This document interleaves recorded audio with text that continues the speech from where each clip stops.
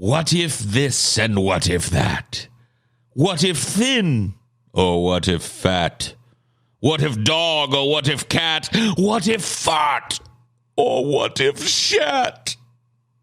Tonight, we take a wormhole into the nebulous world of potentiality. Part alternate history speculation, part stoner ramble, all 100% DFF right.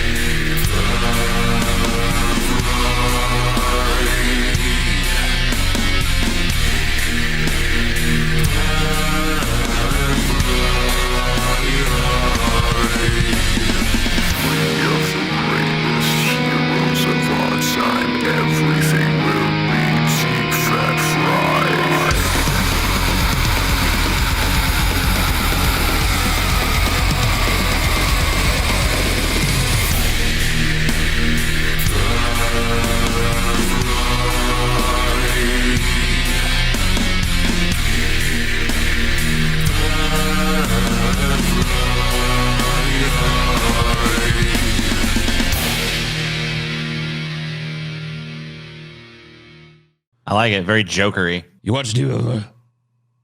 It's kind of like it was kind of like a cross between Joker and Edward Nygma. I kind of felt like. Yeah, you got multiple Batman villains going on at the same time. It's like if Joker got together and butt fucked Edward Nygma and they had a butt baby. That would have been my. Roll me this. Oh, roll me this. Roll me tonight's episode was born because patrons really liked, I guess, my historical what ifs minisodes. And they said, we want a longer version of this. I'd be down for a longer. I saw a lot of that feedback when we posted it on Patreon. So I guess letting you guys know that when you see one of these episodes that's largely discussion based or speculation based, and you like the discussion and you think it would do better as a long episode, or you'd like to see more of it, you can always, let us know. We listen to that feedback. So this episode was born from the positive feedback on that minisode from the patrons. Your feedback led this episode to be. We care deeply what you think and feel. Yes. We wish to please you only. Please. We're down on our knees. Please, please. Dude, every time we do one of these episodes, I'm just waiting for the keyboard warriors, cracking them knuckles. Actually, if you know anything about history, if you weren't ignoramuses, you would have realized that actually Farthington P.K. Paddington never went to North Virginia, blah, blah, blah. So, if there's some historical some historical fact is wrong or some shit we say is incorrect or whatever, you have the benefit of Wikipedia. We're fucking and the internet and all other shit. Yeah, we're stupid stoners reacting to shit thrown in our faces. So eat our dicks. Yeah, disclaimer. So anyone, just to save you some time, actually, I know people are still going to do that. Actually, anyway. I'm not sweating any of you bitches. I'm not sweating y'all. I ain't sweating either. I'm just preemptively explaining. Hey, you guys say shit to me, I'll kill you. That's Jesus. I ain't sweating you, motherfuckers. I will track you down. I will kill you. Damn, dude. Why are you so angsty, TJ? I don't know. We're so mad. I was on Twitter this morning. Oh, why were you on Twitter? That explains it all. I realized I needed to fucking probably not be on Twitter because I'll be on Twitter and I'll be like doing stuff and then just be like, hey, baby. She'd be like, what's wrong with you? I'm like, I'm on Twitter. I'm on Twitter again. You know how it is. I'm on fucking Twitter, goddammit. Then again, I was a rage beast even before then, so I don't know.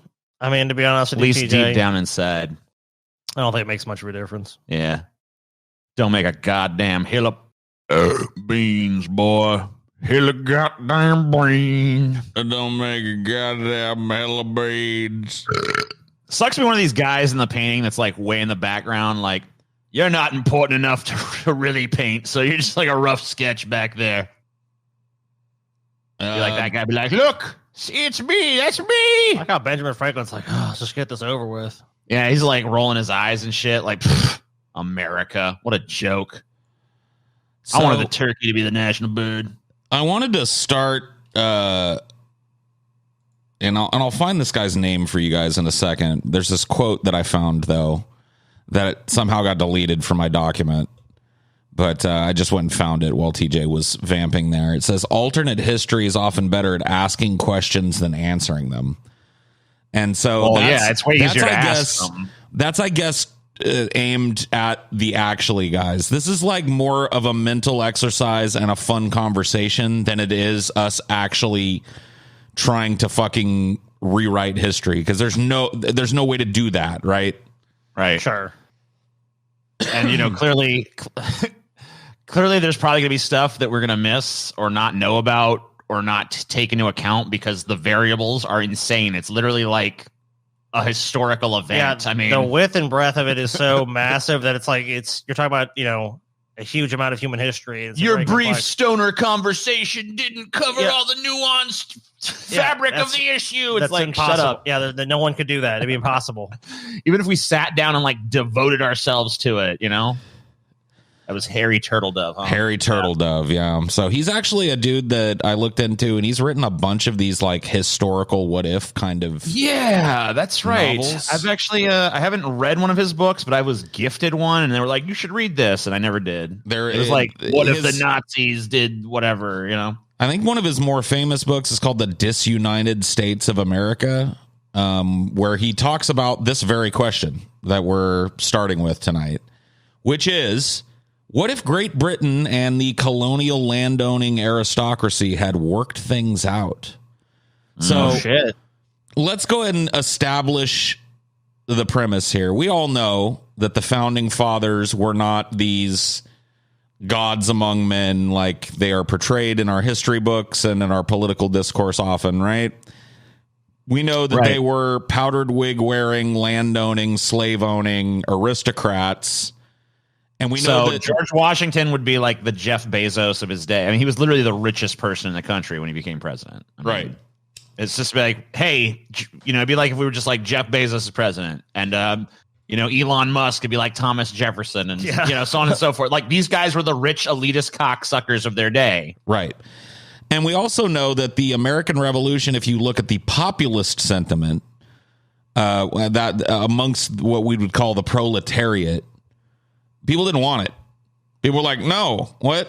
Fight Britain? No, thank you. Nuh-uh. We're fine. It was the aristocracy, by and large, that fomented this desire for revolution. And it was purely for monetary reasons. We all know this.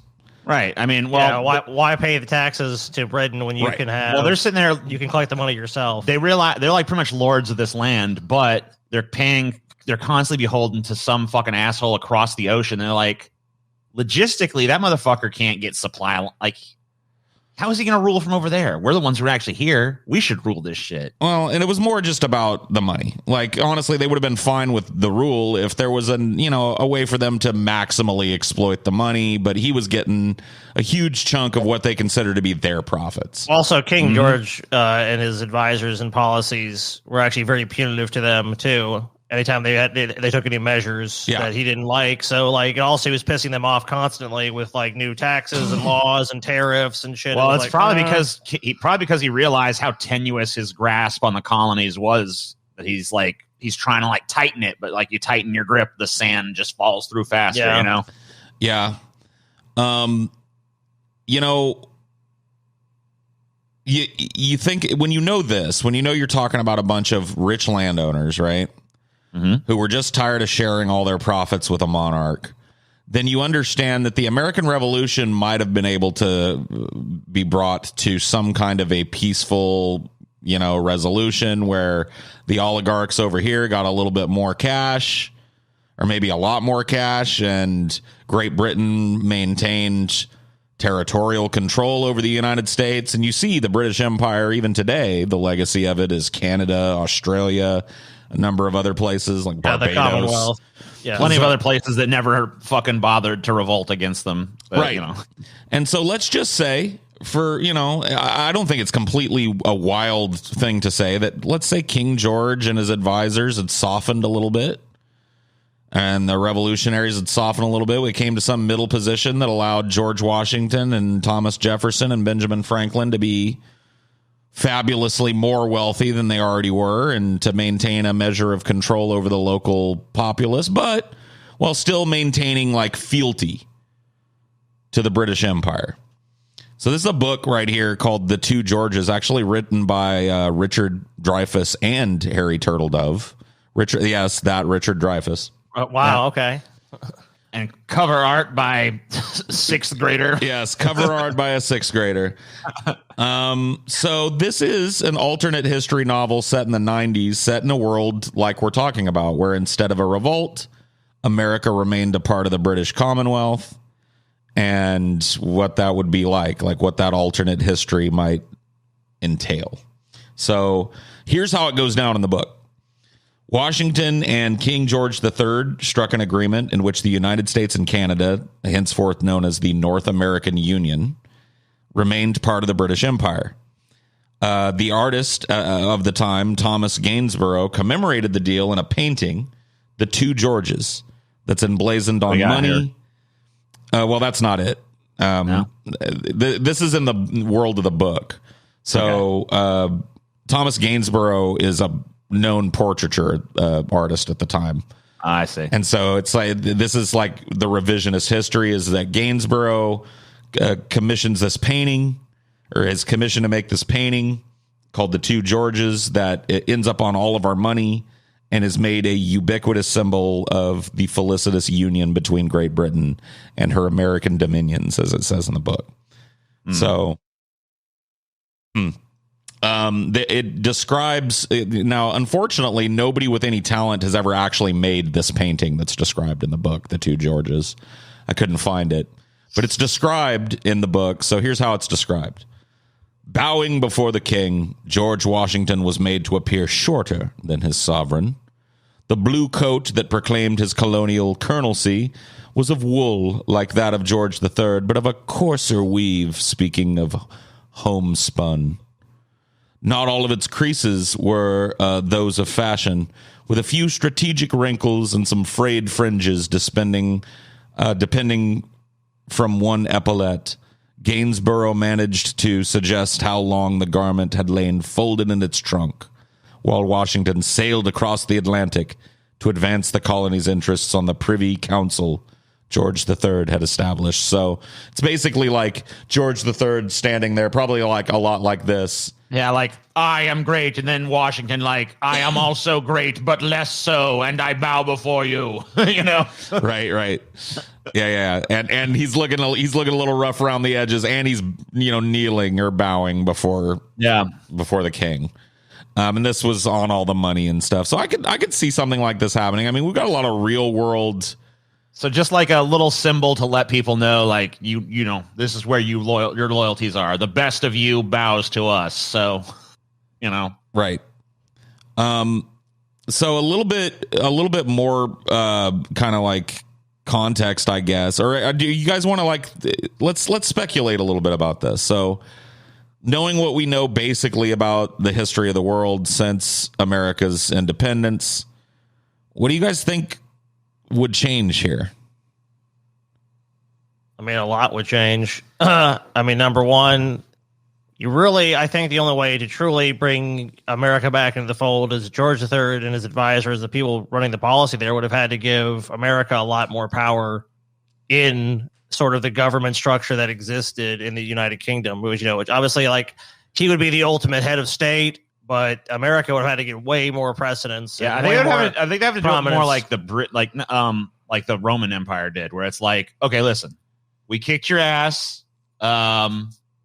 You're our bitch, but look, you can govern yourselves, do what you want, blah, blah, blah, blah. But it would make you at the end of the day, you got to pay us this much money. Well, it would make you full citizens, and there's and you can govern, you guys can govern the land here in my name, but you're still like a vassal state in that sense. But obviously you have more autonomy. We're not going to come interfere with like a lot of policies. But like, what if the Roman Empire was more hands off? They're just like, they didn't have like, you got to specifically do this, that, and the other thing. It's like there was a few like basic laws and shit, but mostly it was just like, we don't really give a fuck what you do, just give us the money. Yes, give us the money. Right. Yeah. So what if it was as simple as like, we give you the authority to elect local magistrates or whatever you want to call them and have them tax the populace, and then you will pay X percentage of that tax revenue to the crown.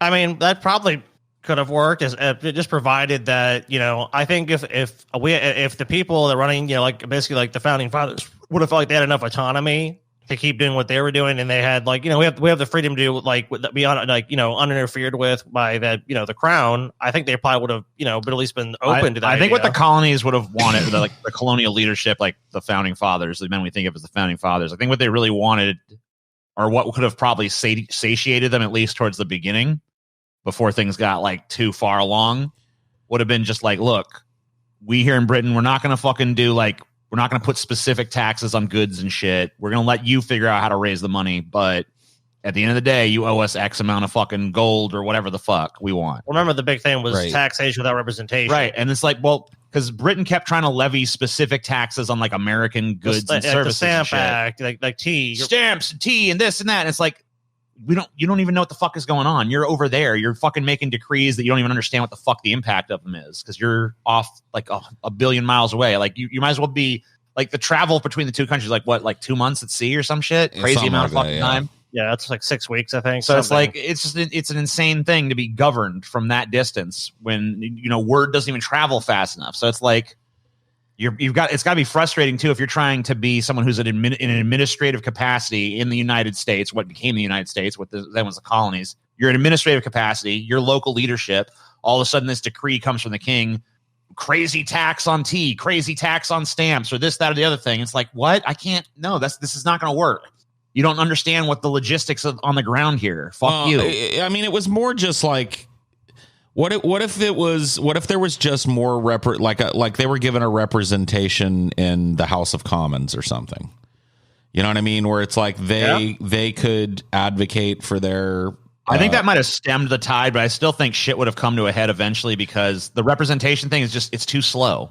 Yeah, the time period, it's just like, well, it was too slow for. Like, do you really think it would have been though? Like, what did these oligarchs want? They wanted recognition from the king of some kind of autonomy. Yes. They didn't want. Look, if you look at the early days of the American Revolution, at least as far as I know from watching that HBO Paul Giamatti the John Adams show, sure, is like early on they were looking for concessions from the king. They were like flexing their muscles because they wanted to make a deal. Yeah, they were looking to make a deal. It wasn't until the king pretty much was just like, fuck you, that they're like, all right, well then fuck you. So I mean, I think that they had demands early on about what they wanted. So that's the what if then. What if King George's advisors had been a little bit more forward thinking and realized what a fucking jewel they had in these colonies, and not to fucking roil it up and just look. Now, I don't know if it's just a matter of like historical storytelling or whatever, but like, wasn't King George kind of just like a lunatic? Like he was a little bit insane. Yeah, Mad King George. He wasn't the only mad king. Sure. But he was definitely. Was that like? But is that like? How much is that like made up by detract? Like, because obviously, I mean, yeah. So I think for this, alternate history, George III is a little bit wiser of the philosopher king. He's not as mad. He's not whatever afflicted him in his life, he was better able to deal with, or didn't afflict him as strongly or if at all.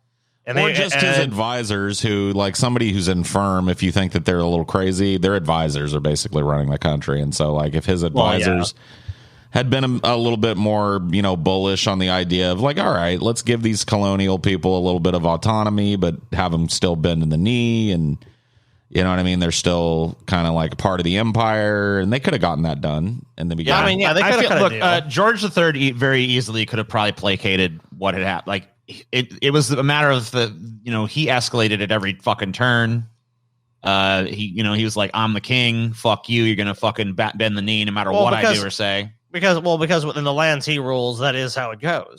So yeah, I mean, but it's like, but he rules those lands. You know, it's like when Yes. you have an ocean separating you at this time. Like this is not like the time when you can just airdrop a bunch of troops in there. You know, it takes a long time, and it's hard to maintain those supply lines. saying, but that informs how you view the world. That informs the mentality of a leader like that. Is like, why do I have to capitulate to a bunch of fucking nobodies? Well, the answer to that question is because they're an ocean away. But he didn't understand the power those people had. Is what that's really what there was a disconnect. Yeah, but it's just like let's say they recognize the power there. They're like, oh shit, George Washington. These guys, like, they're not just this fucking ragtag band of people that are not to be fucking. They're, you know, who cares? Like they had the outside support of France. So I mean, another possibility could have been like they go to France. And maybe not. They don't even treat with so much with the Americans as they basically get, like, hey, look, we can divide up this land, or you guys don't support America, we'll sign a treaty with you. Well, it's interesting you bring up France because there would have been wide ranging implications to this, and maybe even all the way up until the French Revolution not happening. So think about this: the French Revolution happened largely because of the example of the American Revolution, and because French gold backed a lot of the fucking money that was spent during the American Revolution, to the point of draining the coffers of France and putting France in such just dire, like we have economic straits. Right. That and they just had how we to have proxy levy wars taxes. today. They levied taxes and deregulated the economy and shit to the point where people couldn't afford bread. So both of those things wouldn't have happened. So the French Revolution wouldn't have happened. At least not in the way that it did. It wouldn't. If it did happen, it probably wouldn't have played out the same way or the same time frame. And I mean, here's an alternate thing. If let's say they had treated with us and made a deal with us, the Americans might have been going to fucking crush the fucking the French or some shit. Like, hey, let's take over France now. They're rebellion. They're a fucking. I mean, so there's so many different paths. Well, here's a question too: is like, maybe monarchism would have lasted a lot longer. Maybe we'd still be in it. Maybe we'd still have like kings and shit. I mean, a lot of countries do have kings. I mean, but maybe it would be beyond just the symbolic king. It'd be like you still, oh yes, the king. Well, France was what's called an absolutist monarchy, right? Where there was no like power higher than the king. The king's decree was absolute, and the bloodline of kings was never to be broken. Right. Sure. And so if that had remained, these weaker monarchies that you see today, where there's the House of Commons or a parliament that really is making most of the decisions, because let's be honest, a lot of the monarchies that hang around today have ceremonial monarchies. Right. They're performative and they're cultural, but they're not really basically powerful. Constitutional like monarchies where it's like, most of those decisions are made through, basically, like, but, like a parliament of some kind. America pretty much created. I mean, like, I guess there was elected officials at different points in history, like in Rome and shit. But like, America pretty much ushered in the modern republic, the modern democratic representation. Oh system. yeah, I mean that's hard to argue. Obviously, the very idea of the French Revolution was based around that. Right. And so it goes beyond the French Revolution. Like every country right now that has a system where like we're going to elect our president now, they're all pretty much aping what America we're going to have did. a constitution. I mean, there's a lot of constitutions that came about. So of that. Yeah. You'd probably be looking at a very different world just because you don't have the example of, hey, we fucking told the monarch to fuck off, and now we have presidents, and now we have a Congress or some sort of deliberative body like this, like a Senate. Now, obviously, think about we didn't invent that. That happened. That was in Rome too. But think about the things that followed the French Revolution. We wouldn't have had the Napoleonic Wars. Yeah, more than likely not. And without the destabilization that happened after the failure of the Napoleonic Wars, maybe not World Wars. Yeah, possibly not. I mean, World War I, World War II, maybe not happen. The crazy it's so fucking well, World War I doesn't happen. World War II is a lot less likely to happen. I mean World War II pretty much happened like because the of the dominoes Treaty of start to Versailles fall after World. So I mean, like what you're basically talking about, and it's really like the further out you get from the fucking event, like obviously you throw a fucking rock in the pond, the ripples extend out, and but the further out it gets from that change in the time stream, the harder it gets to predict anything. Like, sure. The world we would the world we would live in now, in my mind, would be fucking unrecognizable if this happened. Like it would, I don't even know what it would look like because you're just like the causal chain is so complex. It's thing too. So the United Kingdom, as far as I know, or Great Britain outlawed slavery much earlier than the United States. So if we're going by their laws, there would almost certainly have not been the level of chattel slavery that existed in the United States. Civil War might not have happened. Probably not. I mean, there would have been no impetus for a civil war because there would have been no states. There would have been no statehood. It would have been divided into territories, giant territories, each with a giant governor over it and lesser fucking bureaucrats kind of running things. Maybe things come to a head for a different reason at a different time. You know what I mean? Sure, but we're trace a line here where it's like, because it's almost certain the French Revolution doesn't happen, and that's a huge fucking thing in Europe, right? Because if the French Revolution doesn't happen, the whatever the situation that allowed for the Napoleonic Wars to happen isn't there. The destabilization that comes with that doesn't happen. World War I doesn't happen. World War II doesn't happen. Right? But as is said here in some of my research, if you remove those wars, you don't get that giant shot in the arm of technology and medicine that were driven by those wars. Right. Yeah. Or, the thing is too, but you could have totally different history is going to be full of major earth-shaking events. And if not for those crazy earth-shaking black swan, no one saw this coming kind of events, there'd be different ones. So it's impossible to predict those. It's like, maybe there wasn't a French Revolution. Maybe the fucking USSR fucking swept over and fucking conquered Europe. I mean, who knows?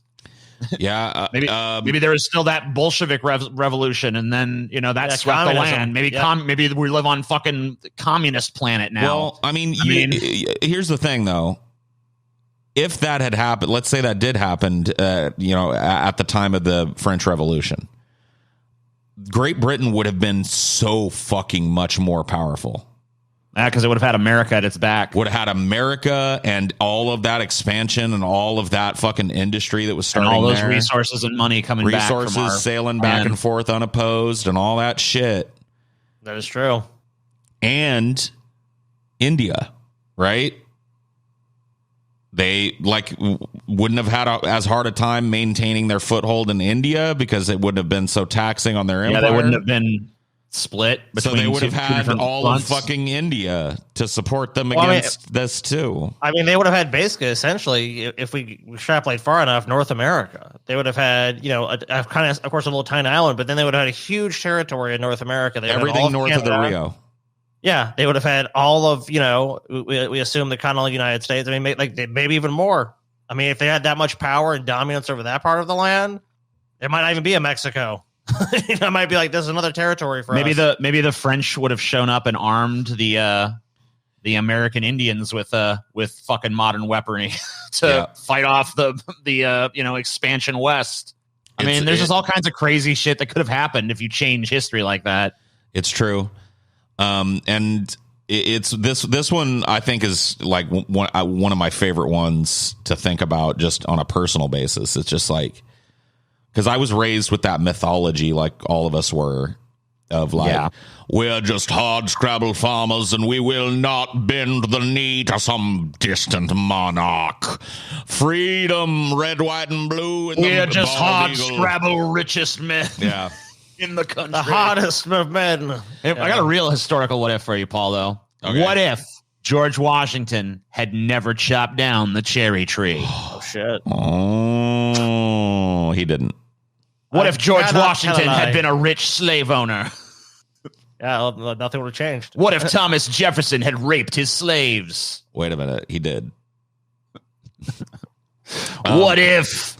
So, yeah, I don't know. This one's interesting to me because it took, I was probably in my teens or early 20s when I learned, whoa, the fucking founding fathers were dickbags. They were scum fucks, And they're just scum fuck products of their times like anyone else. Crazy or not, there were people that, had ambition in the court of George III, right? And that had his ear.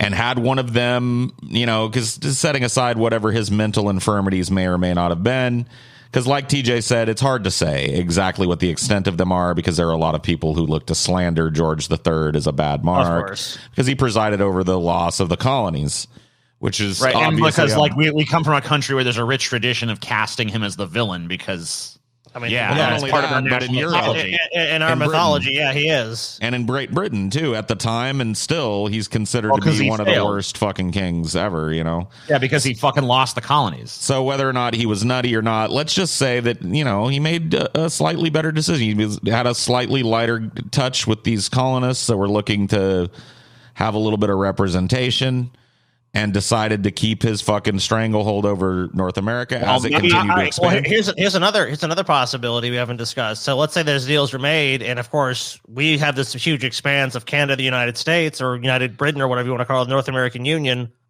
We fucking go and take them over and say, you know what, we're the majority now, so we dominate that island. Sure, I could also see something like happening where it's like Great Britain moves its capital to fucking New York City or some shit.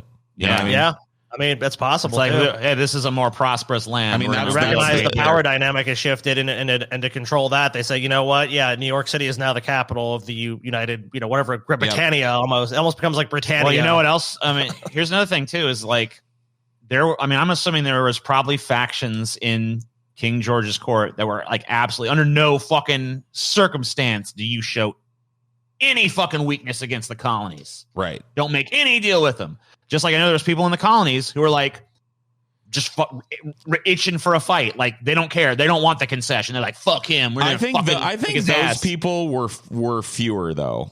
They were fewer, but there was definitely some there. Of course. So I mean, like it's kind of like there's people on both sides that are gonna be massively dissatisfied with this deal, and I don't really know what they're gonna do.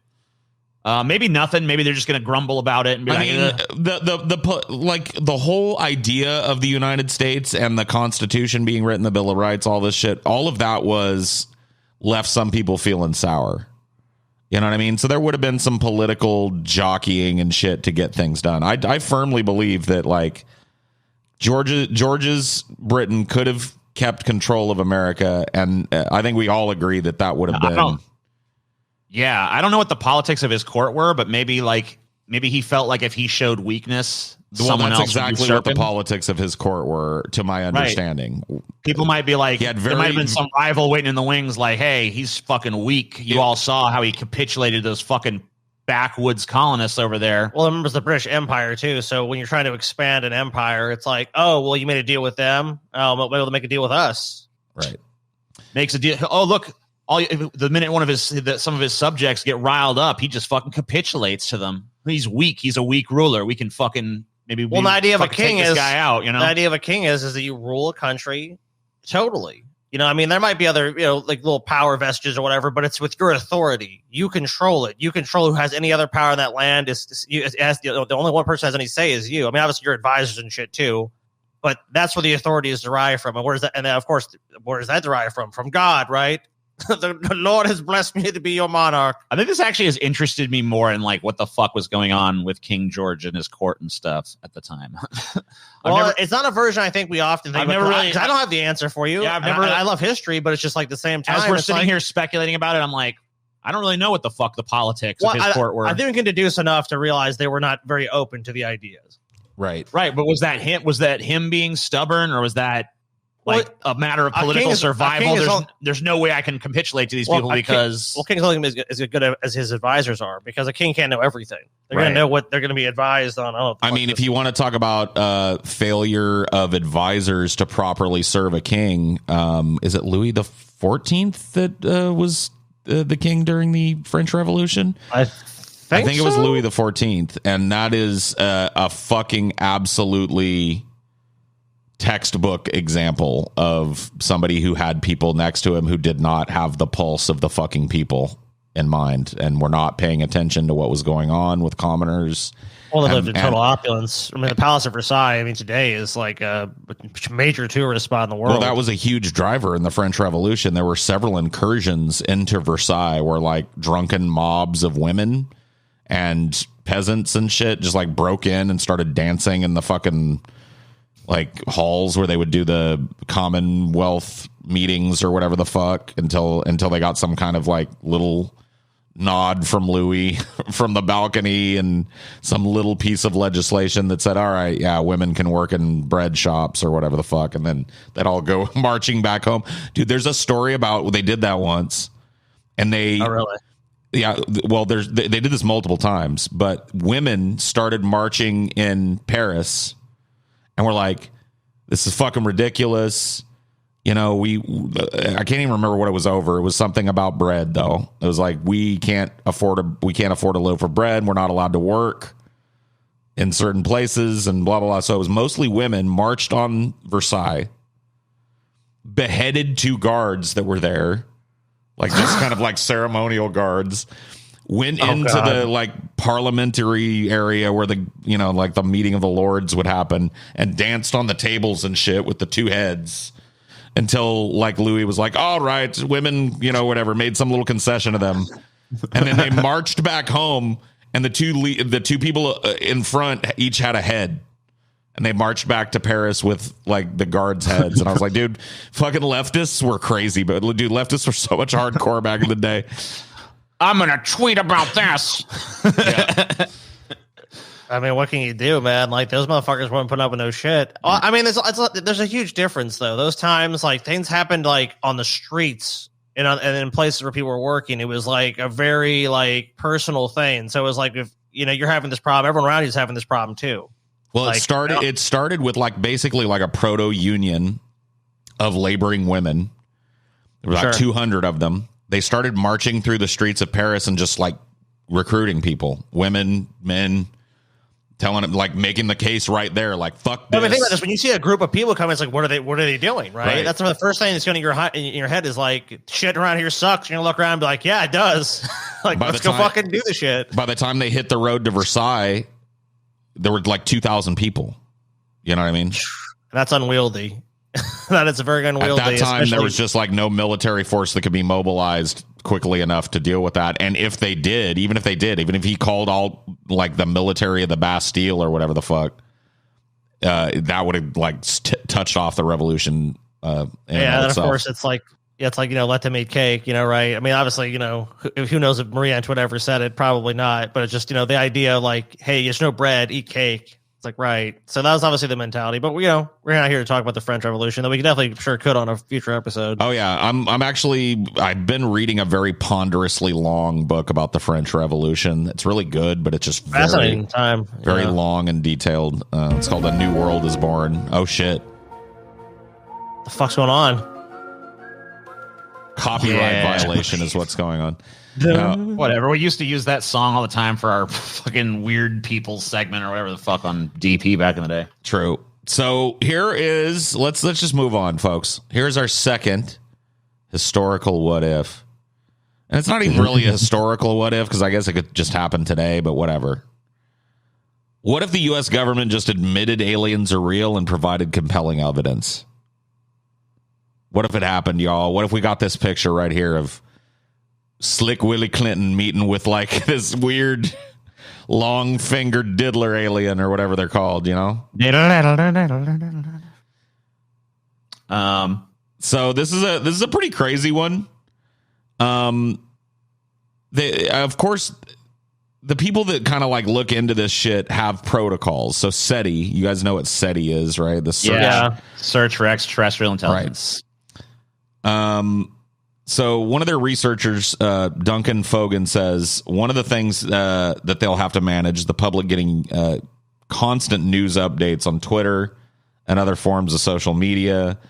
It's something Fogan and his colleagues are already working on. The International Academy of Astronautics, SETI, Permanent Committee, created a post-detection protocol in 1989 that was slightly updated in 2010. I put this in as a link, and I don't know if you opened it or not, TJ. The protocol? Yeah. The slightly updated protocol? Yeah. I didn't, but I'll put it up now. I thought we could take a look at it. It's not very long.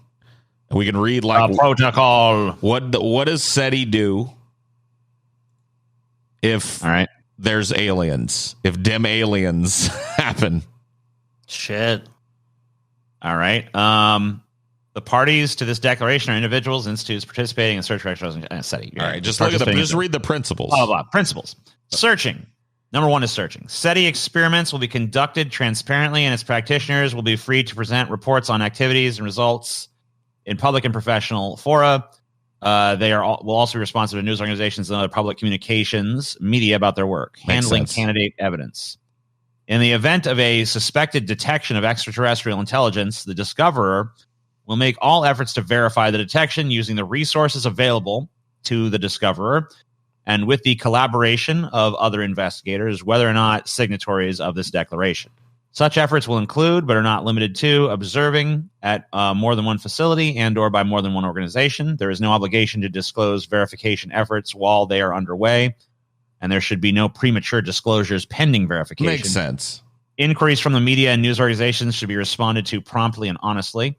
Information about candidate signals or other detections should be treated in the same way as any scientist would treat provisional laboratory results. The Rio scale or its equivalent should be used to guide to the import and significance of candidate discoveries for the benefit of non-specialist audiences. So if there's a confirmed detection, if the verification process confirms by the consensus of the other investigators involved and to a degree of certainty judged by the discoverers to be credible that a signal or other evidence is due to extraterrestrial intelligence, the discoverer shall report this conclusion in full and complete open manner to the public, the scientific community, and the Secretary General of the United States. The confirmation report will United Nations, sorry. The confirmation report will include the basic data, the process and results of the verification efforts, any conclusions and interpretations, and any detected information content of the signal itself. A formal report will also be made to the International Astronomical Union, IAU. Blah, blah, blah. All data necessary for the confirmation. So, I mean, it's a basic. So, they've said back in 2010, and this was updated from 1989 in 2010. So, there was a very slight change. And they are apparently working on an update for this to be a little more modern, to deal with kind of like the social media environment that's... Oh, yeah. I'm sure that would be really not a fucking cesspool at this point. Oh, dude. The amount of bullshit. I think they demons. Yeah. The Bible said they demons. Number one, you're going to have one, I'm going to kill it. You have a bunch of people who are going to be completely and utterly terrified of aliens. They're just going to they're going to want them destroyed, or they're going to want to go to war against them or something.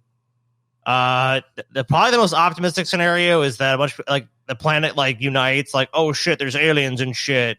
And it is a huge, just burgeoning fucking catalyst towards globalism, realizing oh man, we're competing against other, civilizations and species and shit. That's probably the most optimistic of view I can imagine, because having that kind of oh wait, being human is, not as unique and as special as we thought. Because I mean, at this point, I think that at this point, we kind of feel special. There's nothing else that's intelligent that we know of that we can really compare ourselves to. I think if you had that comparison, it'd be a lot different. Sure. People would probably feel a lot differently about their place in the galaxy and in the universe itself. You are probably right. That is explored. I know you guys have all seen Contact, right? Yeah. Oh, yeah. Based on a book written by Carl Sagan about a character who discovers a radio signal from a nearby star, Vega. This is a meme from that. But this is from a scene in the movie where she's pulling in. This is after they've announced, holy fuck, this has got all kinds of information in it. And the announcement process, by the way, doesn't go very smoothly in the book or movie. It kind of gets leaked out improperly, and the public gets a hold of it, and kind of sets off this religious / meme lord / alien believer kind of apocalypse. Not apocalypse, but just kind of like an impromptu fucking music festival with 1 million attendees, all of them congregating around this area. You know what I mean? Where they're building this thing that the aliens have talked about. And they sent them a signal that tells them how to build some kind of Dude, and I have to say, Contact is a movie that I was really excited to see as a kid. But the payoff itself, which I mean, I don't know if you want to spoil it or not, but yeah, I was so disappointed. The alien the payoff is a little daddy. weird, but the movie is still pretty cool. And Still, I have appeared to you in a form that your mind can understand. now, Carl, it just goes with that, endings always pretty much suck. But sorry, Paul, go ahead. no, I was just gonna say, just as to kick this, because I wanted to kind of talk about the religious backlash to this a little It'd be more in huge. depth. It'd be even worse now than it would have been when this was written too. Probably so. So you think now Carl Sagan is like even more right now than he was? Yeah, I think he's actually become more correct, because Carl Sagan pretty much predicted that we were going to just fall to irrational stupidity and so far so good. Like a nation of like cowering, fucking scared, irrational nitwits that are, I mean, well, jumping in our own shadows. If you watch you watch Cosmos, I mean, pretty much what he was right. So much of history is discussed in that, and just so much of his work is like humans overall make really bad decisions. Yeah, all these QAnon motherfuckers would fucking be saying weird fucking shit. It would just be horrible. Epstein was an alien. Aliens are pedophiles. When you order pizza at a restaurant and ask for mushrooms and cheese, it means you're getting an alien child. What the fuck, bro? No, it 100% would happen like that. They'd be so. I mean, I hope aliens. I kind of hope they contact us, but I kind of hope they don't too, because it's kind of hard to not talk about Contact, the movie and the book, when you're discussing like the possible religious backlash, because Sagan he was so black-pilled on that he actually has this religious nut character here, Gary Busey's son, by the way. Jake Busey, I think. Jake Busey, yeah. Yeah, spoiler alert, I guess if you haven't seen the movie, skip ahead 5 minutes or some shit, but Jake Busey's character is just a weird preacher. He has a flock out in front. You see all the tents behind him there. So there's this huge tent city built up around this site where they've built this big giant machine. They don't know really what it's going to do, but the blueprints were sent by some aliens. And so he represents kind of the hardcore religious extremist element.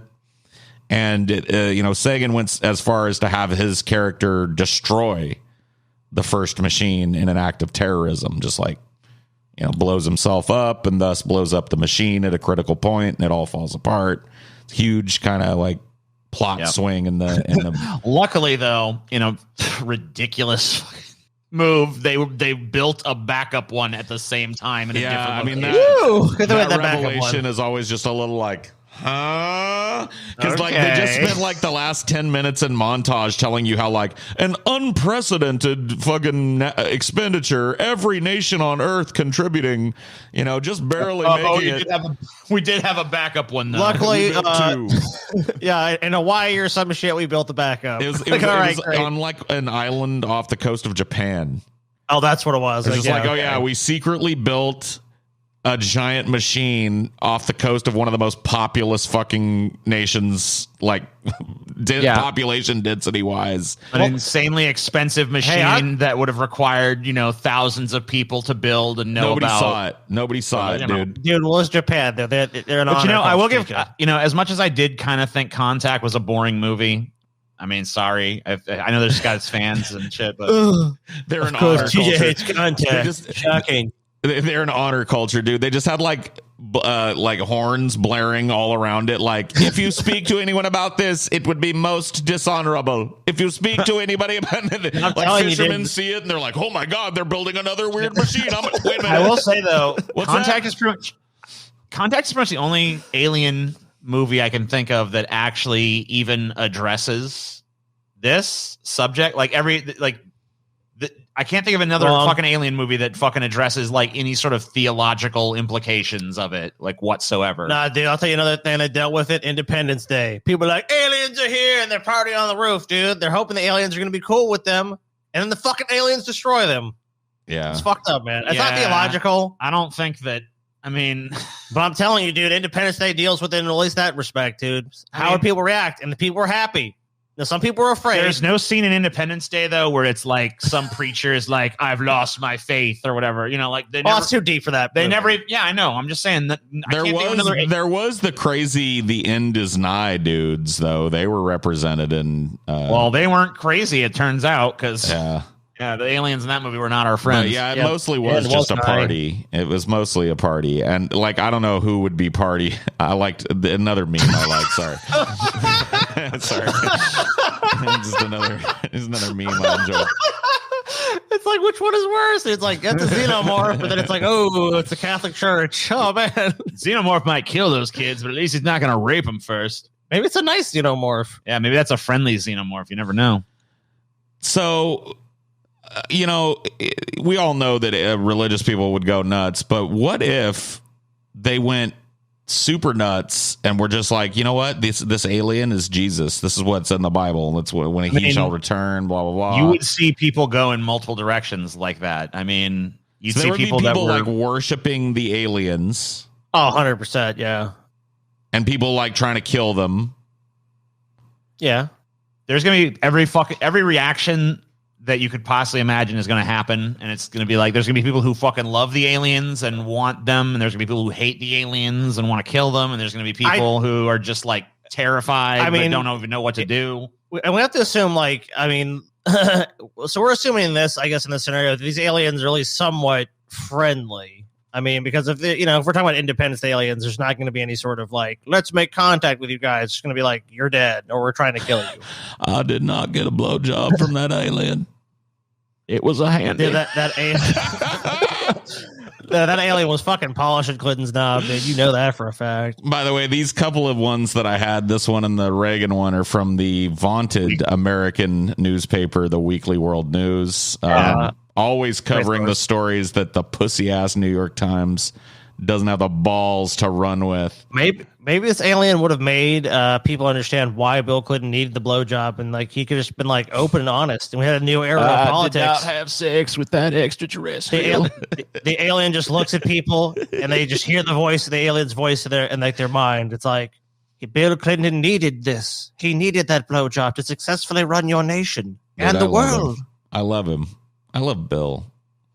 I miss him. You know what? He was a piece of shit. He's a piece of shit, but it's really hard not to at least kind of like admire what a sheer piece of shit he is. How do you become the American president and not be a complete piece of shit? Yeah, you can't. But I mean, maybe it's happened before. I mean, like some people argue there's some good presidents out there and shit, like Teddy Roosevelt and shit. But I mean, largely they've been pricks. I mean, like modern ones, definitely. Fucking Ronald Reagan, prick. Bill Clinton, prick. George H.W. Bush, prick. Definitely a fucking prick. I did not show my dick to the alien ambassador. That is a lie. I do not know how he knows about the mole on the side of my penis. Most likely some kind of alien technology. I did not have sexual relations with that alien. That is why we're going to war with Xenu 7. They're a planet of liars. They leaked my dick pics. Dude, the aliens had the fucking cum stain shit, though. They'd be like, oh, really, Bill? What do you call this? We have you the busted dress. A nut? We have your load, Bill. Your creamy load, Bill. Would you like us to give this to the local DNA lab for verification, Bill? Don't test us. And he was like, fuck you. Nobody pushes me around. Oh, dude, then the aliens build the Bill Clinton clone. It's like, oh, really, Bill? You can be replaced easily. Then he comes out, his clone comes out. I'm you, bitch. Playing the saxophone.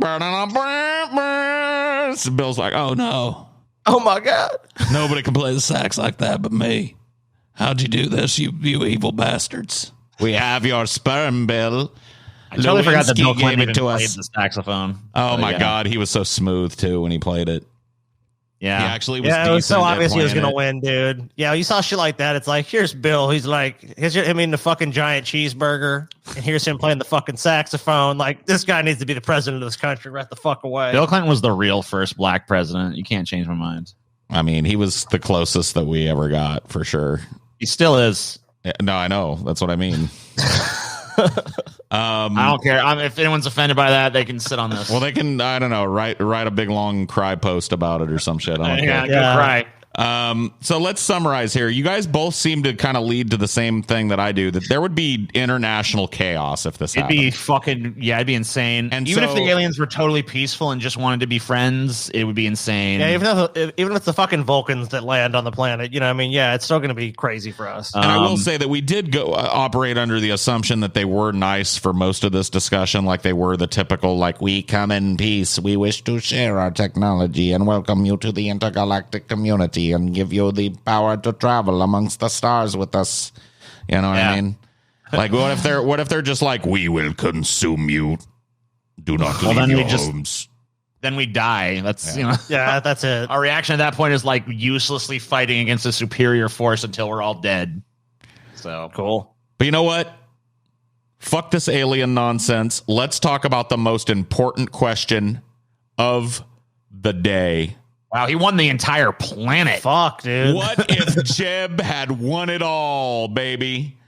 Now, this is just a meme. I don't really want to discuss Jeb being king of the world. That's maybe for another episode. But let's just talk about what would have happened if Jeb and his line of attack against Donald Trump, instead of failing miserably, what if America was hypothetically lame enough to roll with it? So you guys remember, he had a number of lines of attack against against Trump. The most publicized one is here. Let's listen to it. You might want to crank it up before we go. Dude, I've seen it so many times. Trump is a jerk. Dude, I love this every time I see it, though. Jerk. One other thing, I got to get this off my chest. Donald Trump is a jerk. Thank you. He's a jerk. He's a fucking jerk. Dude, it's just the lamest insult you can throw at somebody. Listen, Donald Trump's a jerk. Yeah, you're a jerk. It's like he's a jerk. You know what? That's a shitty line of attack. You're running for the nomination of the Republican Party, and like jerks. Republicans love jerks. Yeah, everyone back there's a jerk, dude. I mean, Democrats seem to love jerks too, but Republicans really love a jerk. So the fucking you don't go out there like. An attack of a Republican is like, that guy's soft. But unfortunately, Jeb can't make that attack because he's about as soft as fucking triple ply fucking toilet paper. So he's the extra soft. Yeah, he's like the Charmin Ultra Soft. He's like the one the bear cuddles with. Oh, I love this toilet paper. It's so soft. This toilet paper's softer than Jeb Bush. Dude, listen to him a little bit more and explain why Trump is a jerk. Listen, he's a real meanie. He made fun of my dad. Made fun of my brother. You cannot insult your way to the presidency. You can't disparage women. Yes, you can. Wrong. Let's say wrong. Totally wrong. Pathetically wrong. I think we know how that played out. Scotty actually does a pretty decent Trump. Yeah, Scotty's Trump is okay. Like, I think better than mine. Dude, mine started to develop the day he said, you got your freedoms. You got your freedoms. I never really had a Trump that wasn't just total, but then I started to get an ear for at least something that he says. But yeah, no, Scotty's got a decent Trump. Me and Scotty need to have a Bernie off to decide who's got the better Bernie. Do you have an opinion on that? Who has the better Bernie? All right, go. Should we Scotty, do it? You do yours. So, go ahead. Should we flip a coin to see who goes first, or do you want to take first, or how do you want to do this, Scotty? I'll flip a coin. Do you want to do 1, 2, 3 shoot off camera, and then we'll reveal what we did? I don't really care either way. He can't do the timing. He'll never get it. He's terrible at that. Oh, dude, there's no way. Yeah, my timing is horrible. He has the rhythm of a goddamn. All right. I don't know, albino. I have the rhythm of someone who has Parkinson's disease. So yeah, why don't you go first, Scotty? You go. All right. Well, give me something to react to then. Okay, react. Like this. All right, hold on. What's something Bernie would react to? Maybe just react to this. People, who is he kidding? This country is far better than that. And the idea that he's actually running for president and insulting Donald people Trump is, in fact, TJ, I don't know if you understand this or not. He is probably the greatest threat to democracy we have ever had, TJ. I must tell you this also, that I think, in my view, that we need to cover and give health care to every single individual in this country, TJ. And Donald Trump will not provide that. Donald Trump is xenophobic. He has a lot of rhetoric that is very dangerous, and we need to deal with him effectively. And that is why I'm running to be, and I hope to be, the next president of the United States of America. You definitely have the cadence and a lot of the specific phrasing down. Yeah, it's pretty good. All right. I think it's better than mine, honestly, but I'll give it a twirl. It's really a matter of like the rhythm that he falls into. In my view, ba ba ba ba ba ba. I try and capture that in mine too. I think it is very Jewy. Yeah. Unfortunately. Whatever. Why? Because people fucking criticize. Where you from? Right. I'm from Brooklyn, New York, bro. Because people fucking say that we're making fun of Jews. You know? I'm not. I am not. Listen. All right, Paul. Lay yours on me. It's not ultimately about whether or not Donald Trump is a jerk. Okay? I think that we all know that Donald Trump is my very good friend. And I don't think that we have anything to gain from slinging mud. However, I do think that there are some specific things that we should pay attention to when it comes to Donald Trump. The fact that he has no plan to deliver health care to the millions of people that don't have it. The fact that he has no plan to address the stagnant wages in this country and no plan to raise the minimum wage to something that would elevate people above where they are. Those are the things that I think we should focus on when it comes to the candidacy of Donald Trump. And so yeah, I went for a more realistic Bernie. Yeah. It sounds pretty. It's pretty good to me. I feel like both are pretty good. I feel like Scotty gets like the Bernie rhythm down a little better, but I feel like you get the fucking actual like vocal quality a little better. So it's, yeah, we need to marry our... But Bernie, I feel like Bernie is more yelly like Scotty did, more like in my view. Well, when he's talking, it is more like what Paul is saying. Like definitely the things the policy prescription he was putting out of his mouth just sound like something what Bernie would say. I would say that for sure. I think. I do. Oh, it's tough. I don't know. I hate to be a fucking. I hate to be a pussy centrist, but I'm kind of like saying like these are both good impressions, but for different. Let the people reasons. decide. Let the people decide. I don't know. Yeah, people ultimately in a democracy should decide their fate, and that is what will happen in the comment section here on Patreon. I will say this. I will say this. My hair is much longer than Paul's. Paul's got some hair that's nice hair. I mean, look, I'm not saying it's terrible hair, but I will say my hair is blonder and it's a little bit longer. My hair is clearly not scarred by chemical stripping agents. My hair is natural. It contains all of the natural oils and colors. All right. Anyway, Jeb Bush. This is the point of this one is like we're already just after looking at Jeb for 10 seconds. We're already ready to talk about a more interesting political figure. Let's talk about Bernie. Let's do a bunch of Bernie impressions. Hey, TJ, look, TJ. Let's be clear here. Yes. I have not heard you. In fact, do an impression. Yeah, let's hear your Bernie Sanders impression. I mean, I'm not much of an impressionist, but I guess I could try. Yeah, let's hear yours. Listen, in my view, what we have to do, we have to get in there. We have to get the bagels. We have to get some cream cheese. We have to put the cream cheese on the bagel with some lox and maybe some capers on there. And then I'm going to eat that bagel. And it's going to be delicious. And it's going to be for the American people. Damn. I like that. The lox for America, dude. I do think that is how Bernie has his bagel. Cream cheese, lox, and capers. Yeah. Hey, that's what I do. Well, the lox. Oh, no, that's not no capers? What do you mean no capers? Is this a Jewish establishment or what? No capers. Anyway. I don't do anything to avoid talking about Jeb. The fucking... Listen. So in my view, pound elephant. In my view, Jeb Bush has no charisma. He is a terrible, uninteresting, bland politician. He's a fucking imbecile. I would never even deign to speak about him. But if we must do it, then for the American people, we will do it. So listen, this actually is illustrative. It was a good diversion because it's actually this is the basis of the what if. What if? Instead of reacting like America did to this lame-ass presidential run, what if people went like, you know what? Yeah. Donald Trump is a jerk.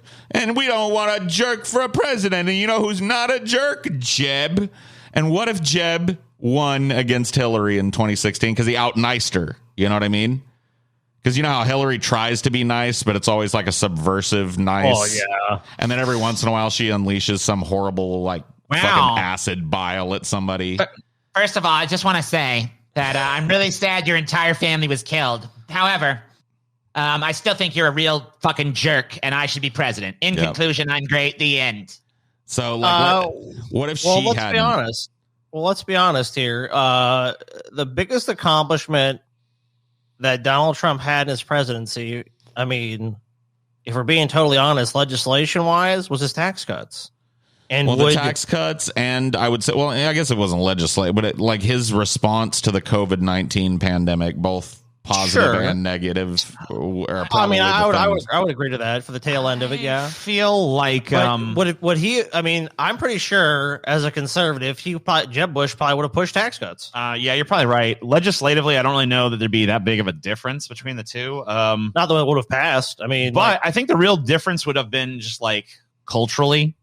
I think that you'd have a very different, because like Trump, I think, was like way bigger, more important on like a cultural level than he was on any sort of policy level. It was more just like, hey, he's going to just really be out there and just say, well, I think it's more your crazy uncle shit. I think, sure. But there was like, think about the whole narrative that typified Trump's presidency, right? There was a lot of shit slinging at Trump. Not that I'm saying it was unwarranted. But there was a lot of shit slinging at Trump that came directly from the fact that he was just an attention whore. He was constantly trying to say something provocative. And so it created this crazy fucking nation where we're like, just immediately reactive to every syllable that comes out of everybody. Well, you know what Trump proved? Trump proved that you can have like this very factual way of looking at the world. Like, here's what is going on the planet. Or you can have the entertainment way. And the entertainment way won out because it gets more clicks. It gets more views. Sure. It gets more memes. It gets more attention. Jeb Bush he was not able to capture the popular attention of anyone that was under fucking 45, 50 years old. That's why he had no chance of winning. It's not that the youth vote doesn't matter at all, but anyone had any blood in them, the young, like any vitality was not interested in it. They were interested in people like Trump. Trump had a lot of fucking support from younger people. And of course, that fucking spreads out because they're telling their parents are liking what they hear about Trump. Trump's going to drain this swamp. And it's a common theme in American politics because we change our government so often. It's like, oh, we'll break the gridlock. We'll break it. It's going to be broken. It's like that's built into the system. You're not going to break that. And people don't get that. They think that something like the only way to break that is to have a government that's just one party. Right. So I think the core of this what if America saw this fucking divisive kind of era and decided to pump the brakes with a candidate like Jeb, who was going to be bland, vanilla, inoffensive, and probably still have most of the same legislative agenda as Trump. Yeah, sure. 90%. Maybe minus immigration, Right, he probably wouldn't have been as strong on that. And like I think Jeb actually tried to do a lot more like outreach to those kind of voters than Trump ever did, clearly, but who knows what that would have translated to legislatively? Given not much, probably just some lip service. Do you think that there would have been any difference in the way that Jeb handled the coronavirus? Given that he had some kind of fucking he probably would have handled it better, to be honest with you. Yeah, he had a history of like being the governor of a state, right? And so he had some kind of fucking backing there. He wasn't operating completely on fantasy and shit. I think Jeb Bush is probably an iota more competent than Trump. It'd have been a far more stable thing because she's within the current power structure and paradigm. So the transition, like he would have run a very look to his brother's administration. I think that's probably the best analogy we can, or best possible way we can look at it. It'd be something like that. It'd be a bunch of party insiders. It'd be about just basically, very much focused on the economy and very stable. I don't think the immigration rhetoric. Why do you say that, Scotty? Why do you say that I'd be like what my brother was? You don't know. Well, I think we do have disagreements with my brother, as any brother has disagreements with a brother, Scotty. And you know what? I've won a couple.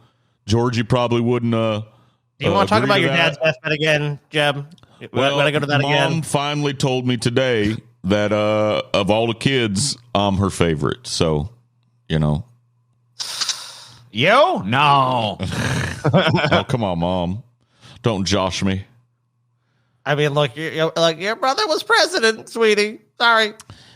So, yeah, I think we both agree that it would have probably, at the core of things, been the same kind of government style. But what I'm talking about is a halt to Trumpism, right? So it's like that doesn't foment or whatever the fuck. I wouldn't say it's a halt to that then. I would probably describe it more like the fact that it just never got off the ground. Like that movement had some support behind it, but just more of a centrist, like everyone needs to get along shit. That obviously would have prevailed because then that shit wouldn't have worked. Right. I think Republicans would have been very dissatisfied with Jeb Bush as president. I think they would have seen him as weak, and they'd have been right, honestly. Yeah. I think they'd be pretty much in the same boat that a lot of fucking Biden voters are in now, or just like, I guess. Yeah. They'd just be like, all right, yeah, this. Okay, cool. I think if we had some more Jeb. They wouldn't be turned on by this guy. They'd just be like, and I think he'd be kind of like one of these presidents you almost never see or hear from. You know, every once in a while, you'd hear from him when a national emergency happened or something, and he'd make the rote generic response. But he wouldn't have been anywhere near as antagonistic towards international partners as Trump was? No. Nope. I don't think so. So that gulf wouldn't have happened, probably, and there'd probably be better cooperation during the coronavirus and shit. As a result of there would have been some stuff that was baseline more competent under Jeb, I think. But I think I got some more pictures of Jeb. I just, thought we might want to browse his issues. I mean, I think you would have had like basically how you ran a purple state. There'd been some policies that are probably more liberal that that would appease people, and then there'd be a lot of socially conservative shit. I mean, I don't think he would have been much more open on us as far as on social issues than Trump would have been. Maybe slightly on, if we're talking about immigration, but if we're talking about just like, I wouldn't be surprised if he banned trans people from the military as well. I don't think that would have been too shocking. So, assuming all things are equal, let me ask you this: would Jeb have been unseated by Joe Biden and Kamala Harris in 2020 after his first term? In the same manner that Trump was? Well, one thing that's the strength of the Republican Party is even if they do not like their leadership, they stand by them pretty fucking strongly and firmly. Well, they won't win otherwise because they know they fucking put a much higher premium on winning, I think, than Democrats and other people that are more like on the left or whatever you want to call it would do. So I feel like they'd probably galvanize around him as strongly. Now, when it comes to like Joe Biden, I mean, I think if people look at Joe Biden and Jeb Bush, they're both equally bland and status quo-y. So why not vote for the one that still has his brain? I think Jeb would have maybe won. You think so? Re-election. Do you think that the DNC would have went the same direction in selecting candidates had Jeb been the ultimate winner? No, I think you'd have seen a different Dem primary, and I don't even know if Biden would have gotten to the top of it. Like given the field, because you still remember most of the field that had any chance, right? Well, the establishment would have probably coalesced around like a Buttigieg or something. Yeah, you think Buttigieg? Me too. Maybe. That's my immediate thought is like either Buttigieg, the first gay president, or Klobuchar. Yeah, maybe. You think I'd vote for Jeb Bush if it was fucking Klobuchar? Yeah, it was Klobuchar. Oh my god! I'd be like, dude. Jeb. Hey, what about me? DJ, what about me? I mean, Bernie, I just feel like the deck is too stacked against you. Yeah, you're getting blocked. Bernie, they're never gonna let. They're not gonna let you have it. It's just not. Maybe through some giant rallies, but no, I feel like if for Bernie to win, he'd have to like literally get like 70% or something. Then maybe they'd let him actually have it. It would have to be like an overwhelming landslide, and there would have to be like a lot of informed voters that don't immediately react when other people drop out that they had no. Because like think about what happened. Everybody endorsed Biden. I guess Biden win. In this last one, a bunch of people who had no intention for voting for any of these people, like people that weren't going to vote for Klobuchar or Buttigieg, or who else was hanging in Bloomberg. Like Bloomberg would never be president. None of these people were going to vote for those people anyway. But when they dropped out and endorsed Joe Biden, that was the deciding factor for them to go like, all right, I guess not Bernie, Joe.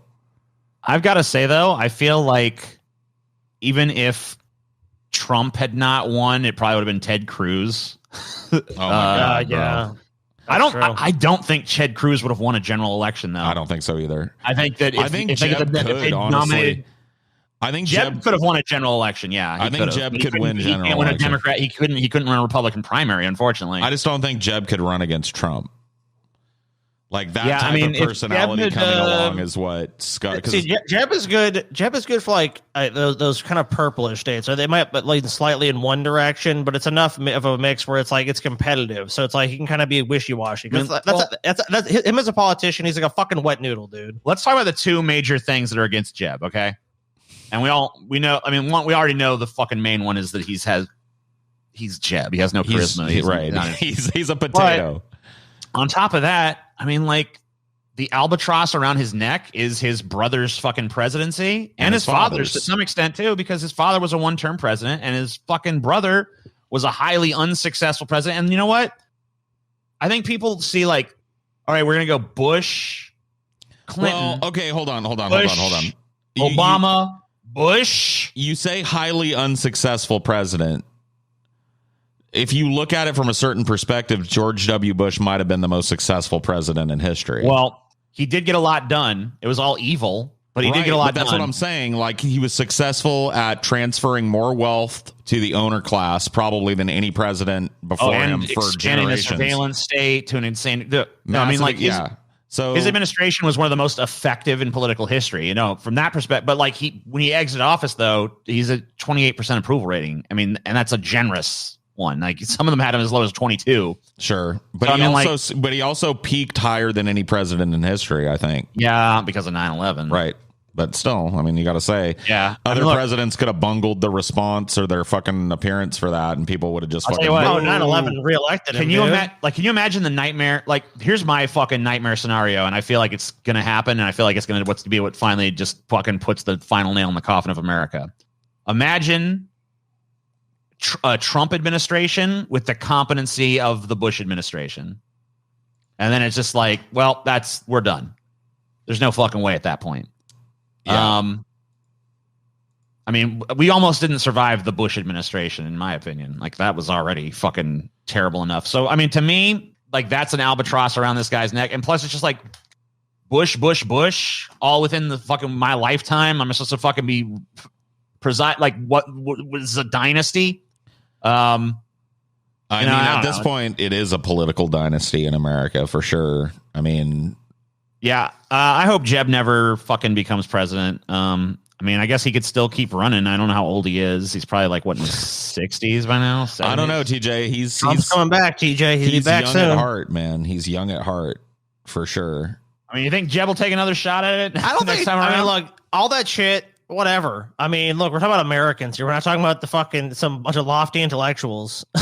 Dude, if Joe people Biden have short memories, TJ. I'm saying if fucking Jeb Bush was a fucking charisma machine, he could have been fucking elected. It wouldn't have mattered. He didn't know how to fucking play the media. But look, he's just out fucking dated. He's outmoded. He's a fucking Luddite, dude. He was running a campaign in the 19th century when he's running a 21st century campaign. Yeah, but you know what? Like, the fact that Joe Biden is president shows me that Jeb Bush could be president. Yeah. Oh, is it possible? Yes. No. Like, even still could end up being president if he had if it was like more like a weak cycle of politics. Sure, but the kind of people that like people wanted this like more like fiery shit, especially when Trump. You're talking about this 2016 election. And that's why Hillary was no fucking chance, dude. Because we even saw that. We lived in fucking goddamn Bellevue. So we lived in like liberal areas, and there was no support for this person. Here's the problem that I never saw Jeb support. I don't know if I've ever seen one. I think there's people in the audience, in my opinion, are fucking plants or something. I have a hard time believing anyone actually voted for this motherfucker. The Republican Party has a serious problem, and I'm not saying that's like insurmountable. Clearly, it can be surmounted, but like they've gotten to the point where their primary process selects candidates that just like. It's very hard for someone who can please the Republican base to actually win the general election at this point, because it's like they've gone so fucking crazy over there. Except for one, TJ. The one. You know who we're talking about? You know who we're talking about, TJ? You know who we're talking about? Jeb. No, Trump. Jeb. The chosen one. This is actually an older picture of Jeb when he was more of a thumb, a little bit more thumb-esque. Yeah. What can Jeb do? What can he do? Can you and by the way, to answer your question, will he run again, TJ? Abso-fucking-lutely. This is our year, Dad. We're going to restore democracy and decency to this nation. You know, after 2 years of these two, bomb throwers, rock throwers, slinging insults at each other, it's time for some real decency here in America. Time for Jeb. Listen, I can bring it back, the time guys. Of Jeb has come. I tried once, you said no. I tried twice, you said hell no. But this time, everybody's going to say hell yes. That's why my slogan that I'm unveiling today is, well, third time's a charm. That's right. Jeb. Well, third time's a charm. Come on, y'all. I think it could happen, dude. I think it's gonna happen. I wouldn't be shocked. I mean, like, look, we have all these fucking. I mean, dude, you can be like 90 in American politics, so it's like none of these people are too old. You know, like people say like, Trump's going to be ancient. It's like, who cares? Does that even really matter to people at this point? I don't think like, it does. It almost looks like the older the better in this country. What if Jeb ran a meme candidacy that fucking basically just like cast him as like the fucking lovable loser Charlie Brown character? You know what I mean? Like, he'd still get 3% of the votes, dude. Just like maybe like when he comes out, he'd come out to the fucking the music that they play at the end of the fucking Curb Your Enthusiasm and shit. Yeah, that fucking meme music. Dude, I don't know, man. Like, it's like, dude, I feel like this he could just come out to it and just like stumble over his fucking own feet and shit. If any hypothetical I've ever been given, Jeb. If any hypothetical I've ever been given in my fucking life, it's like, imagine if Jeb was president. It's probably one of the fucking most difficult, because it's like, it's so difficult to imagine the universe. Dude. Like, I'm sure it exists, but it's like that where people just like coalesce around Jeb. It's like, I don't know what we need. Is that a All different? Scotty, wait, is that a different reality? I'm gonna give you an even fucking bigger challenge, Scotty. You're a political fucking. You got a political brain to some extent, right? I guess. Listen, you are now the campaign chair of Jeb 2024. It's your job to get him elected, Scotty. What do you do? I drive to a place that has a gun, pull it out, load it, and blow my fucking brains out. You trying to sidestep it, huh? No, I mean, look, I'll give you an answer. So look, how would you, like, if you're going to fucking give this guy the best chance he can get, how are you going to do it? What is your strategy? How are you going to try to get Americans to vote for this guy?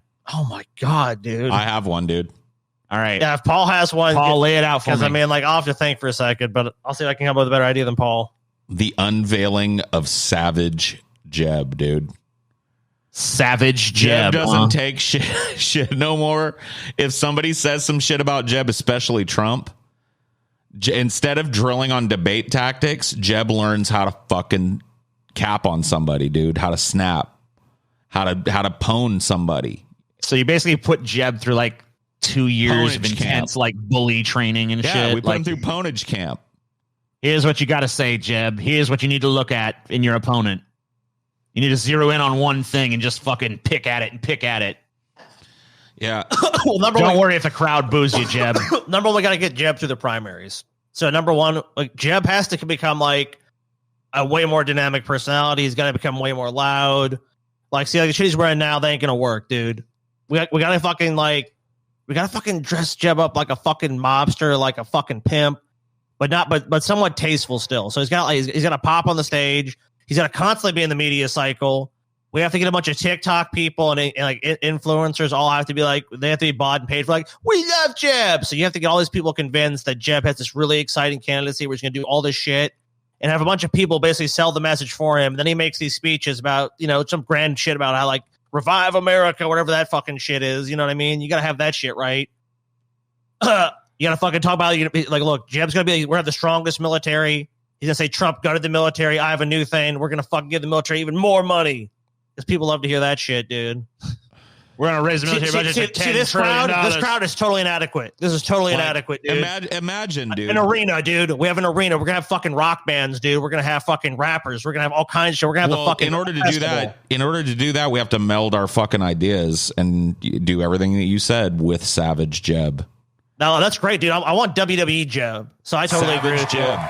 All right, well, I want you guys to see what you're working with as your raw materials for this savage Jeb that you're going to fucking create. All right. You know what you got to do if you really want to get savage, Jeb? You got to tap down to that that rage that obviously exists deep within him for the inadequacy thing. Like, Jeb, your father loved your brother better. Your mother loved your brother better. You're never going to be He's got to have that Luke Skywalker moment where he goes into the wilderness and he defeats Vader and finds out that Vader was his self standing in his way of being savage. Jeb. Number one, I want Jeb with a bunch. So he's running for the Republican ticket. Jeff's gonna be doing a bunch of shit with guns. He's gonna be on hunting fucking shows. He's gonna go with these hunting influencers. Like, Jeb is gonna fucking love guns all of a sudden. Jeb's gonna be like, "We're here today to fire a 50 cal." I think what you need to do is put him in like a super black shirt with like a giant American flag pin, like that takes up like almost his entire. Another fucking problem with the breast stage here. I am not feeling this hardcore. I'm not feeling the fucking like the jingoism right now. I'm not feeling. I need a big American flag, and that needs to be unfurled at a moment during the speech. It needs to be a bunch of mini flags all around. Dude, everyone in this crowd needs to be waving an American flag right now. Wait, remember how Manson, like when he opens a show? Hold on, like the Marilyn Manson show opener, dude. Like, the propaganda level on Jeb is going to have to be through the fucking roof because he's not charismatic at all. So we have to. That's why he's got to go to Ponage camp, in my opinion, because that first fucking debate where Trump tries to jump him, Jeb's got to have a savage burn, dude. You're right, dude. He's got to be like, well, WWF, dude, old school. I'll tell you what, Mr. Trump, I'm willing to step to the side of the podium here and pull my pants down and prove that I'm not wearing a diaper. Are you willing to do the same, sir? I don't want a diaper. I like people that don't wear diapers as president. That's what I like. And by the way, if you'd like to talk about my family again, as you just insinuated, Mr. Trump, wasn't your dad like a total fucking dementia patient who was just like signing blank papers all day at the end of his life? And didn't he make the terrible business decision of giving one of the most failed businessmen in history $1 million loan to start his fucking failure of a company? You want to keep going? Don't you have a brother that just drank himself to death? Oh yeah, I like families that don't have brothers that drink themselves to death. All right, vote for Jeb. So here's what I was thinking here. I finally found what I was looking for. Okay, yeah. So like, Marilyn Manson had this they put this giant curtain up. This could be like a giant American flag. You know what I mean? Yeah, Fuck dude. Yeah, dude. You just light it a little differently. Instead of these strobe lights, you have a more consistent light. That's maybe that light scheme is red, white, and blue. Patriotic music playing right now. And then when Jeb comes out, the curtain at some point, this fucking curtain just falls down, right? Sure. And it hold on, let me just fucking get the moment where it's they come out, they do the fucking shit. I could probably get away with the fucking Jeb. Yeah. And then there's another flag back there, and Jeb's fucking looking super presidential, and put him on top of the he's already at the podium and shit. They don't even get to see him enter, you know? Yeah. And he's just there, you know? Jeb. He needs a new hairstyle. We need to fucking put this guy in way more intimidating clothing and shit. We need to fucking do everything we can to make him look like an imposing figure, which is gonna be tough, but it can be done with special effects and shit. Savage Jeb. Savage Jeb. Thank you so much. None of that shit, dude. Waving right now. Waving. Not saying thank you so much. Waving and telling everybody. He looks like my accountant. You got to command that audience. He looks like someone that would. Yeah, he's got to get LASIK. I don't want no glasses. If you go back a couple, that picture that I got is a really recent picture of Jeb, and he has had LASIK. He does not wear glasses anymore. Good. See, at least made one improvement. There you go. So this is Jeb Bush with LASIK. Yeah, it still looks pretty pathetic, but it's not quite as bad. It's not as bad. He looks less like an accountant. Sit down, please. Ask everyone to sit down. No, wait. No, number one. We never ask anyone to sit the fuck down. I want everyone to raise the motherfucking roof up in here. Oh. And you want this huge crowd, dude. I mean, I guess you're gonna admit. All right, everybody, simmer down. No, you want Scotty. So simmer down, Scotty. Settle down. We don't want people to simmer down. Whoa, we don't Nelly. want anyone to simmer down. Whoa, Nelly. We don't want to simmer down. Whoa, Nelly. I think it's time to lower the temperature in the political arena, Scotty. Lower that temperature on down. See, this isn't looking impressive enough. This is like a gymnasium, dude. I always feel welcome at Miami-Dade College. Yeah, not impressive enough. Dude, he should have fucking done you're right, Scotty. Sitting down, it got real boring real quick. And fuck this, I always feel welcome at Miami-Dade. Be like, you know what, Miami-Dade College, the last time I was here, I told you to sit down. This time I want you to stand up and blow the roof off this motherfucker, Miami-Dade. What's up, Jabs in the house? You know what I mean? Just have Trump said he'd build a wall, but it's a piece of crap. Look at it. Here's the thing, too. I'm going to build a real wall. I mean, we can't get Kanye, but we need to get some like fucking hip shit before these fucking shows. Like there needs to be an environment, like almost a festival like environment to attract a bunch of numbs in. There's so many rappers that are from like every state now.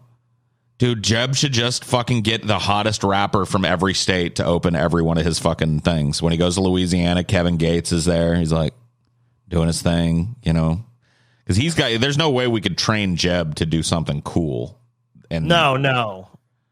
Like he'd have to be thoroughly rehearsed. The thing about the Trump rally, though, it had almost like a festival quality to it. Like that's what we have to bring to this. Like Jeb would have to be like you'd have to polish his every move to the Nat's ass, because if literally the second that he does his own thing, it's going to all fall apart. So you got to make sure that he's just like totally on cue with the exact things he needs to say and do to be impressive. You just tell Jeb, like, look, less is more. Like you're the imposing figure. So you make your speech, you wave to people and stuff, and then like it's like, you know, you're off to the next thing. Like, I say you put him on a big tall ass podium at the top of like stairs on top of the stage.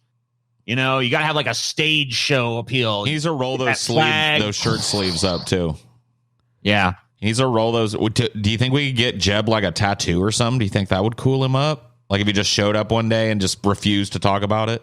It would be the tattoo would wear him, dude. You gotta be real careful. You gotta be real careful with this shit.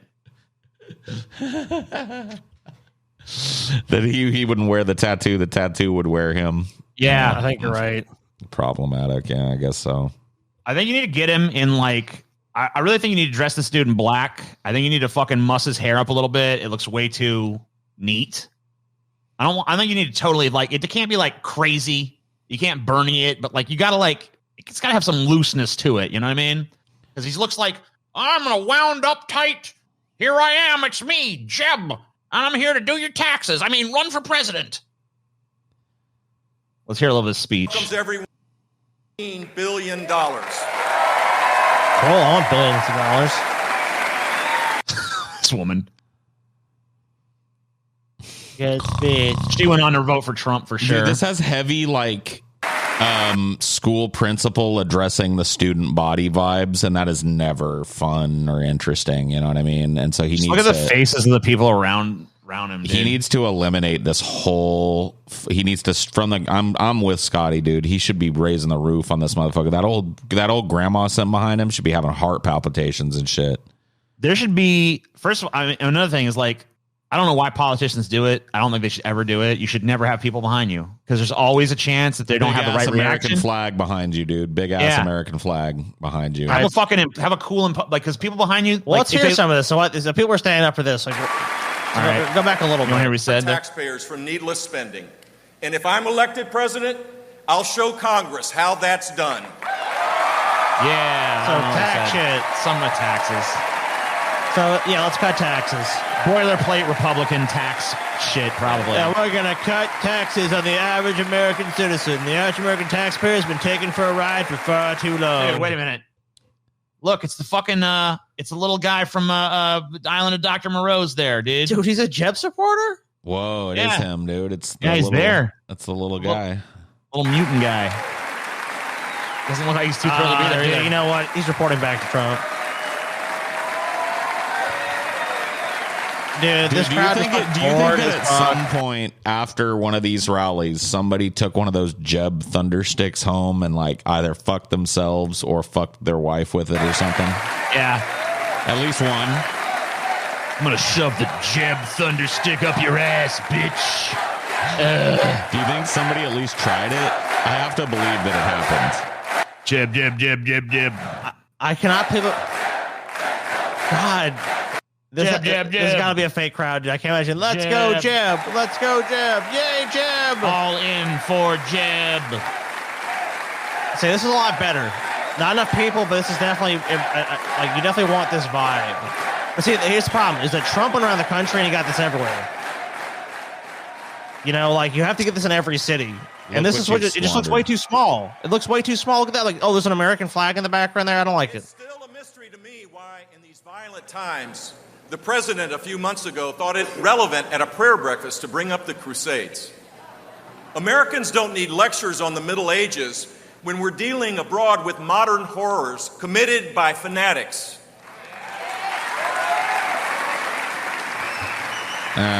What? From the beginning, our president and his foreign policy team have been so eager to be That's a big beefy boy. Did you see him they now? failed to be the. Oh yeah, that one worked too close right there, boy. Did you catch a you glimpse get to of vote that? twice. You so big. Did you catch a glimpse of that Thunder Chungus now? Yep. Oh shit! I love Jim. He already ate one of his Thunder Sticks, and he only got one now. I thought it was a breadstick. President and his foreign policy team have been president on the day he was born, and his second on the day he was brought home from the hospital. I don't know what's going on. Anyway, So you gotta imagine too. This is his announcement speech. This is playing about the most friendly crowd Jeb is going to fucking get. And I mean, yeah, I'd say this speech. There's at least some energy coming from the audience. Like obviously they're clearly his top supporters, but at the same time, I see a lot of bored motherfuckers too. And when Trump did his little announcement, he came down the escalator. You know, like he had all the media waiting. Like I don't even remember this. Is C-SPAN's picking this up? I mean, it's fucking C-SPAN. is that Barbara Bush or something? Whatever else I might or might not have going for me, I've got the quiet joy of a man who can say that the most wonderful friend he has in the whole world is his own wife. Palumba, I love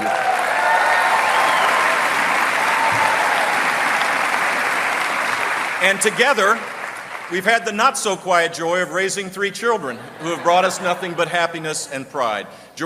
Yeah, I mean, this is just a campaign from a bygone era.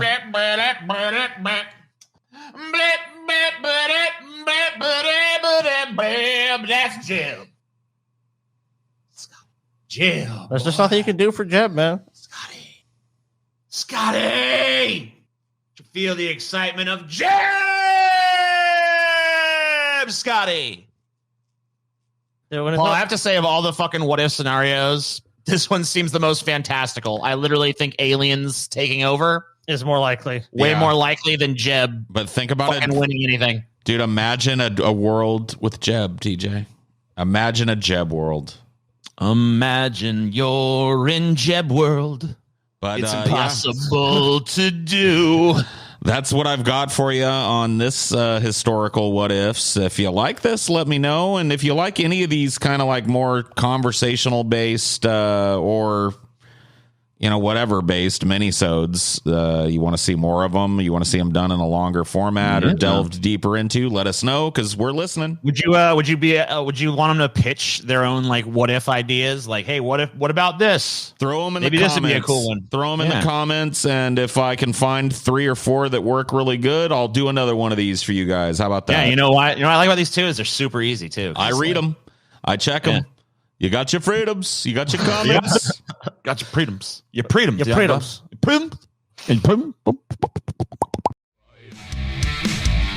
Deep fat fried. Deep fat fried.